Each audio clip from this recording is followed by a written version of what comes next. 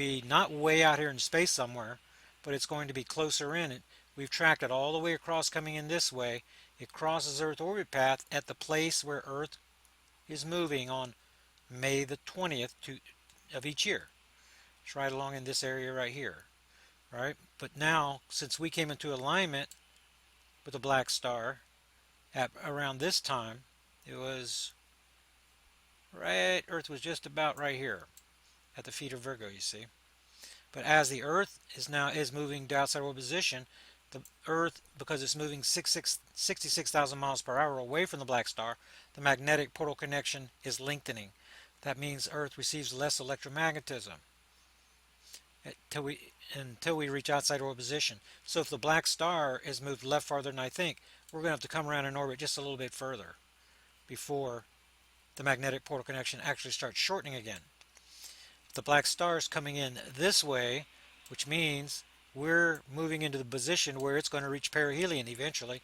So during this time right here that's coming up, this September time, very, very critical, because now through this period, the magnetic portal connection from the black star that's running from the black star to the Earth is going to shorten based upon inbound black star velocity. So with each orbit cycle, you would think it's moving faster. So the uptick, this is the second uptick period of the year. Pardon me. Remember that when we got the outside orbit position over here, this is whenever we go from the feet of Virgo, and we come back this way in the winter, right? That happened right about this time right here. Then Earth is moving towards the black star. That starts the first uptick period. Then we have the lull that we're in right now moving away. Then back here, Earth is in back orbit, but we're moving in right in the headlights of the black star through this period. That gives us the second Earth change uptick period. That's what's coming next. So this lull that we're in right now could continue another week easily. But whenever the uptick starts, it's going to start getting kind of dramatic.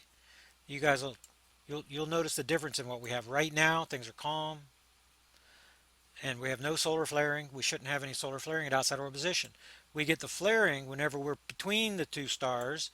Say the black star, let's say it's out in this vicinity. Then when we're between the black stars, because we're pulling the magnetic portal connection from the sun to the Earth and the black star to the Earth directly across the star-to-star magnetic portal connection. See, now out here we shouldn't have the solar flare activity. If we do, then it's going to be because the black star is back this way, and it's going to come from the eastern limb of the sun this way. Where we do expect to see solar flares is when the Earth comes around this way. It has to move beyond the magnetic portal connection is being dragged behind us. It's not a straight line, it's a loop. So as we're coming behind the sun, it takes extra time.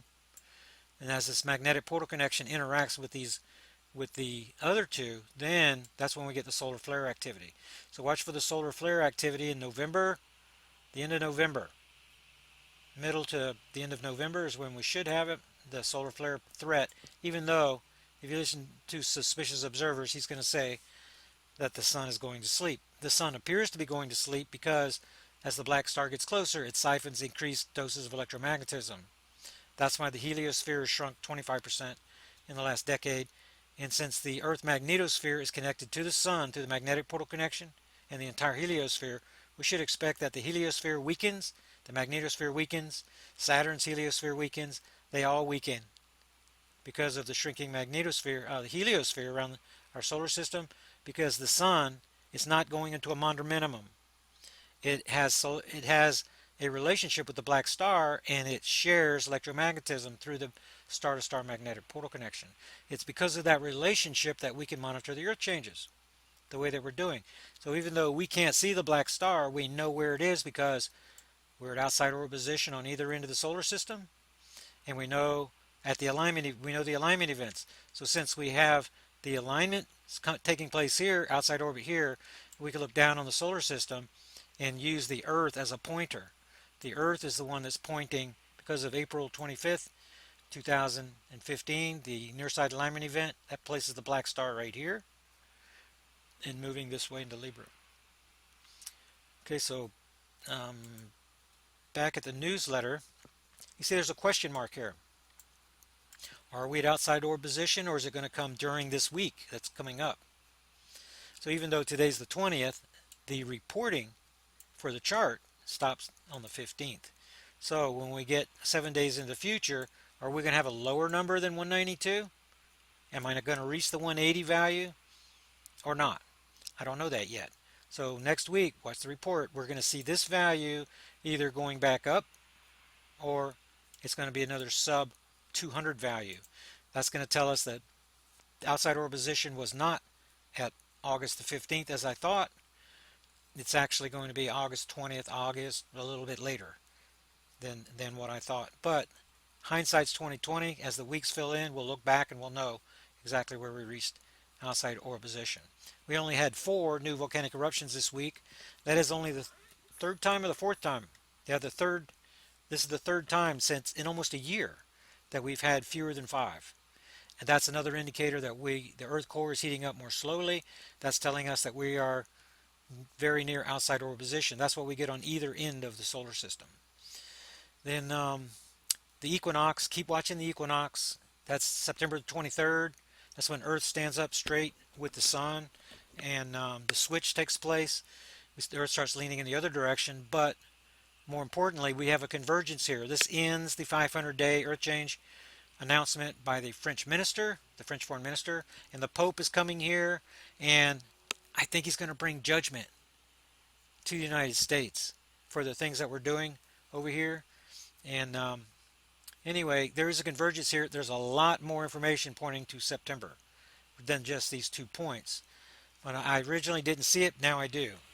There's something going on here, but rather than being more black star related, yes, it is an Earth change uptick period, but it's not like we're going to have a pole shift or anything like that. That's not in the cards. What I do see in the cards is, let's look at earthquake 3D over here, and see when you look at the last day's earthquakes, this is relatively calm compared to what we've seen other times, just for the last day. But when we look for the last week, then this is relatively calm still. I mean, we look at the deep earthquakes. You have to expect quite a bit of volcanism associated when you see these deeper events because of that upwelling, that percolator effect that takes place underneath. At rise, you got rising magma. So when you look at the depth of these earthquakes taking place over here, see how they're really, really deep compared to what's over on this side.